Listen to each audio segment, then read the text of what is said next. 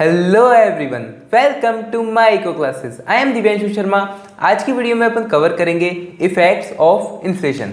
इससे पहले वाली वीडियोस में अपन ने देखा था इन्फ्लेशन क्या होता है, इन्फ्लेशन के टाइप्स देखे थे, इन्फ्लेशन के कॉजेज देखे थे, demand pull inflation, cost push inflation भी अपन ने कवर कर लिया था। अगर आपने वो सारी वीडियोस नहीं देखी हो तो मैं प्लेलिस्ट का लिंक आई कार्ड में दे दूंगा, आप वहां से जाके चेकआउट कर लेना। और आप इस चैनल पे अगर नए आए हैं और अगर आपने अभी तक इस चैनल को सब्सक्राइब नहीं किया है तो चैनल को सब्सक्राइब कर देना और बेल आइकन भी दबा देना ताकि आगे आने वाली वीडियोस की नोटिफिकेशन आपको टाइम टू टाइम मिल सके। तो स्टार्ट करते हैं आज की वीडियो को।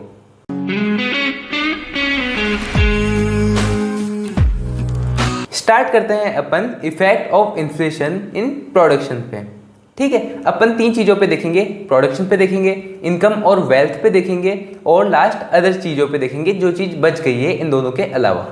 ठीक है, अगर अपन प्रोडक्शन की बात करें तो इन्फ्लेशन का इफेक्ट प्रोडक्शन पे दो टाइप से हो सकता है, एक पॉजिटिव भी हो सकता है और नेगेटिव भी हो सकता है। पॉजिटिव माने तो कि इन्फ्लेशन के कारण प्रोडक्शन बढ़ जाएगा और नेगेटिव देखें तो इन्फ्लेशन के कारण प्रोडक्शन कम हो जाएगा। ये अपन दो चीजें देखते हैं। तो प्रोडक्शन पे अपन दो चीजें देखेंगे, क्या, पॉजिटिव और नेगेटिव।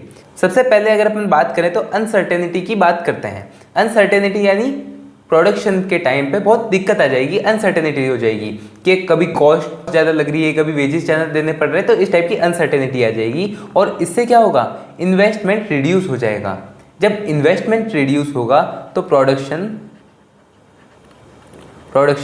कम हो जाएगा। समझ गए किस चीज़ के बारे में? ये है सबसे पहले इन्वेस्टमेंट के बारे में। अगर इन्वेस्टमेंट रिड्यूस होगी अनसर्टेनिटी की वजह से तो क्या होगा, प्रोडक्शन कम हो जाएगा। फिर अपन बात करते हैं इंक्रीज प्रोडक्शन कॉस्ट। अपनी प्रोडक्शन कॉस्ट क्या होगी, बढ़ जाएगी। फॉर एग्जाम्पल, अगर इंसान के पास या फिर किसी प्रोड्यूसर के पास 10,000 रुपीज़ हैं, ठीक है, 10,000 रुपीज़ है। अब वो क्या कर रहा था, पहले प्रोडक्शन कर रहा था 2,000 गुड्स का। अब क्या हो रहा है, प्रोडक्शन का कॉस्ट बढ़ गई, यानी रॉ मटेरियल बढ़ गया, बहुत सारी चीज़ें बढ़ गई, तो अब वो प्रोडक्शन कर पा रहा है 1,500 का। तो इससे क्या हो रहा है, प्रोडक्शन कम हो रहा है। तो अगर प्रोडक्शन कॉस्ट बढ़ती है तो भी क्या होता है, प्रोडक्शन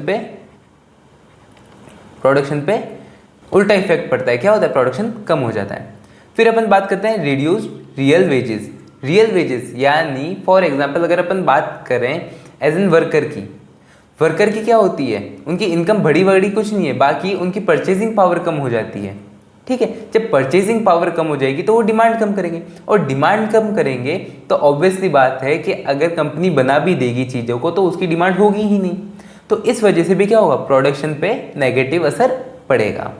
फिर अपन बात करते हैं कॉस्ट पुश इन्फ्लेशन की। अगर कॉस्ट पुश इन्फ्लेशन होता है, कॉस्ट पुश इन्फ्लेशन में क्या होता है, मतलब रॉ मटेरियल की चीज़ें महंगी हो जाती है या फिर किसी भी एनी अदर रीज़न की वजह से, अगर प्रोड्यूसर पे टैक्स लग गया या फिर कुछ भी हो गया, इस वजह से क्या होता है, प्रोड्यूसर की कॉस्ट बढ़ जाती है। और कॉस्ट बढ़ने के कारण क्या होता है, प्रोडक्शन कम होने लग जाता है, क्योंकि उसकी क्या है, इन्वेस्टमेंट लिमिटेड है। अपन यहाँ पे ये नहीं देख रहे कि वो इन्वेस्टमेंट बढ़ा देगा, नहीं, अपन यहाँ पे सिर्फ इतना देख रहे हैं कि इन्वेस्टमेंट ये है तो इस वजह से क्या फ़र्क पड़ेगा। तो इस पे क्या हो जाएगा, कॉस्ट पुश इन्फ्लेशन में प्रोडक्शन कम होने लग जाएगा। अब अपन बात करते हैं डिमांड पुल इन्फ्लेशन की। डिमांड पुल इन्फ्लेशन में क्या होगा, डिमांड पुल इन्फ्लेशन में ये होता है कि डिमांड ज़्यादा हो रही है सप्लाई से। अब जब डिमांड ज़्यादा हो रही है तो प्रोड्यूसर ये ट्राई करता है, क्या करता है, ट्राई करता है कि वो प्रोडक्शन बढ़ा पाए, और कई हद तक वो सक्सेसफुल भी हो जाता है। किस लिए, प्रोडक्शन बढ़ाने के लिए। तो इस वजह से क्या होता है, इस पे पॉजिटिव फर्क पड़ता है और प्रोडक्शन बढ़ता है। ओके, और फिर अपन बात करते हैं एक्सचेंज रेट इफेक्ट की। एक्सचेंज रेट पे क्या इफेक्ट पड़ता है, एक्सचेंज रेट पे ऐसे इफेक्ट पड़ता है, फॉर एग्जांपल अपनी करेंसी की वैल्यू क्या होती है, डिक्रीज हो जाती है। किसकी वजह से, इन्फ्लेशन की वजह से। पहले फॉर एग्जांपल मानो $1 = 80 रुपीज़ थे, अब क्या हो गए, इन्फ्लेशन की वजह से $1 = 90 रुपीज़ हो गए। तो एक तरह से फॉरेन कंट्रीज इंपोर्ट ज़्यादा करेगी और अपन क्या करेंगे, एक्सपोर्ट ज़्यादा करेंगे। तो जब एक्सपोर्ट ज़्यादा करेंगे तो क्या होगा, ये फेवरेबल कंडीशन होगी किसके लिए, प्रोड्यूसर्स के लिए, क्योंकि उनका माल क्या रहा है, बाहर ज़्यादा बिक रहा है। और एक तरह से ये बैलेंस ऑफ पेमेंट में भी बराबर लाता है, मतलब बैलेंस ऑफ पेमेंट को भी फेवरेबल बनाता है। इसमें अपन ये देखते हैं। फिर अपन बात करते हैं लास्ट, रिडक्शन इन क्वालिटी और क्वांटिटी। क्वालिटी और क्वांटिटी में क्या फ़र्क पड़ सकता है, क्योंकि प्रोड्यूसर है भाई, प्रोड्यूसर को क्या करना है, चीज़ें बनानी है। अब उसके ही हाथ में है उसकी क्वालिटी रखना और उसके ही हाथ में है क्वांटिटी रखना। अगर अपन बात करें सिर्फ क्वांटिटी की, क्वालिटी को बराबर रख के, तो क्वांटिटी क्या होती है, क्वांटिटी डिक्रीज हो जाती है, यानी प्रोडक्शन डिक्रीज हो जाता है। और अगर अपन बात करें कि वो क्वालिटी में छेड़छाड़ कर दे और क्वांटिटी में ना करें, ठीक, क्वालिटी में छेड़छाड़ कर सकता है तो वो क्या करेगा, क्वालिटी को डिक्रीज कर देगा, क्वालिटी डिक्रीज कर देगा, जिससे क्या होगा, क्वांटिटी स्टेबल रहेगी, और क्वांटिटी को डिक्रीज करेगा तो क्वालिटी स्टेबल रहेगी। ठीक है, इस पे ये दो चीज़ों का फर्क पड़ता है। फिर अपन बात करते हैं, नेक्स्ट चलते हैं अपन किस पे, effect of inflation on income और वेल्थ पे, मतलब इनकम कमाने वालों को या फिर जिनके पास वेल्थ है, बहुत अच्छी संपत्ति है, उनको क्या फर्क पड़ता है। ठीक है, अपन इसके अंदर मेनली ये बात लेके चलेंगे परचेजिंग पावर। परचेजिंग पावर यानी कोई इंसान की परचेजिंग पावर कितनी है, कोई इंसान कोई चीज़ खरीदने पे कितना पैसा दे सकता है खुशी खुशी, वो अपन बात करते हैं। इन्फ्लेशन के इस पे भी दो इफेक्ट होते हैं, बहुत पॉजिटिव और नेगेटिव, इनकम और वेल्थ पे भी। सबसे पहले अगर अपन बात करें कि impact on fixed income groups, fixed income group यानी जैसे फॉर एग्जांपल किसी की पेंशन आ रही है, किसी की सब्सिडी आ रही है, किसी को स्कॉलरशिप मिल रही है, ऐसी चीज़ें जो जिनको मिलती है वो लोग क्या करते हैं, लॉस करते हैं, क्योंकि प्राइस ऑफ गुड्स बढ़ जाती है। जब प्राइस ऑफ गुड्स बढ़ जाएगी तो उनके तो क्या है, जैसे मान लो अगर किसी के 10,000 रुपीज़ आ रहे हैं तो 10,000 रुपीज़ में वो पहले जितनी चीज़ खरीद सकता था अब नहीं खरीद सकता है। इस वजह से क्या होगा कि वो लोग लॉस करेंगे, किसके कारण, इन्फ्लेशन के कारण। फिर अपन बात करते हैं डेबिटर्स और क्रेडिटर्स, यानी लोन देने वाले और लेने वालों पे क्या फ़र्क पड़ता है। जो लेते हैं लोन उनको क्या होता है, बेनिफिट होता है। फॉर एग्जाम्पल जब उन्होंने लोन लिया था तब 70 रुपये से 100 चीज़ें आ जाती थी, मान लो 100 चॉकलेट्स आ जाती थी। अब क्या हो रहा है, 90 रुपये में 100 चॉकलेट्स आ रही हैं। ठीक है, तो ये क्या है, बोरोवर को क्या है, बेनिफिट है। ओके, और जो क्रेडिटर है वो क्या करता है, लॉस करता है। क्यों, क्योंकि अब उसको चुकाने तो 70 रुपीज़ ही है, अब 70 रुपीज़ में वो सारी चीज़ें तो आएगी नहीं। जैसे फॉर एग्जाम्पल उसने कितने लिए थे, 70 रुपीज़ लिए थे, अब भी उसको चुकाने कितने हैं, 70 रुपीज़ चुकाने हैं। भले ही थोड़ा इंटरेस्ट ऊपर नीचे करके दे देगा, बट चुकाने तो 70 रुपीज़ ही है। अब 70 रुपीज़ में वो चीज़ आनी नहीं है, तो इस वजह से क्या होगा, जो डेबिटर होगा, जो देने वाला होगा कर्जा, वो क्या होगा, वो लॉस करेगा। फिर अपन बात करते हैं इम्पैक्ट ऑन वेज अर्नर्स, यानी जो वेजेस कमाते हैं, यानी लेबर। लेबर पे क्या इफेक्ट पड़ता है, लेबर पे दो टाइप का इफेक्ट पड़ता है इसके अंदर, ये मान के चलो वो प्रॉफिट भी कर सकते हैं और लॉस भी कर सकते हैं। किस कारण, ट्रेड यूनियन के कारण। ट्रेड यूनियन, जिन लेबर्स के साथ ट्रेड यूनियन जुड़ी होगी उनके हक की बात करेगी। अगर इन्फ्लेशन बढ़ रहा है, उनकी कमाई बराबर नहीं पड़ पा रही है, तो ट्रेड यूनियन क्या करेगी, ट्रेड बनाएगी, यूनियन बनाएगी और क्या करेगी, हड़ताल करेगी और डिमांड करेगी कि हमारी प्राइजेस बढ़ाओ, यानी हमारे वेजेस बढ़ाओ। उस वजह से क्या होगा, वो प्रॉफिट करेंगे। और लॉस कब करेंगे, अगर ट्रेड यूनियन प्रेजेंट नहीं होगी इकोनॉमी में, तो वो क्या करेंगे, लॉस करेंगे। फिर अपन बात करते हैं सैलरीड पर्सन, जो सैलरी पर्सन है उनको क्या होगा, लॉस होगा। क्यों, क्योंकि उनको हर साल इंक्रीमेंट तो मिलता है, बट हो सकता है जिस रेट से इन्फ्लेशन बढ़ रहा हो उस हिसाब से इंक्रीमेंट नहीं मिले। मान लो अगर साल का उनका अगर 2% का इंक्रीमेंट लगता है और इन्फ्लेशन रेट है 10%, तो उनको क्या होगा, लॉस होगा। ओके, फिर बिजनेसमैन की बात करें, बिजनेसमैन गेन करते हैं।